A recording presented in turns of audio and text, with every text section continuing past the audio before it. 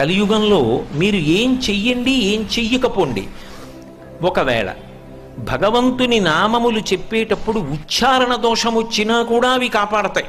అందుకే అపశబ్దంబుల కూడియున్ హరిచరిత్రాలాపనముల్ సర్వపాప పరిత్యాగము చేయు కావున హరిన్ భావించుచున్ పాడుచున్ జపముల్ చేయుచు వినులన్ వినుచు అశ్రాంతంబు కీర్తించుచున్ తపసుల్ సాధులు ధన్యులౌదురు కదా తత్వజ్ఞ చింతింపుమా అంటాడు నారదుడు వ్యాస భగవానుడితో మాట్లాడుతూ.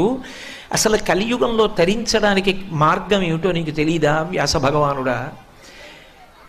అపశబ్దంబుల కూడియున్, మాట్లాడుతున్నప్పుడు ఉచ్చారణ దోషం వచ్చినా అది భగవన్నామం అయితే మాత్రం మనిషిని కాపాడేస్తుంది. అందుకే బిడ్డ పేరు పెట్టి పిలిచిననైన విశ్రామ కేళినైన పద్య గద్య గీత భావార్థములనైన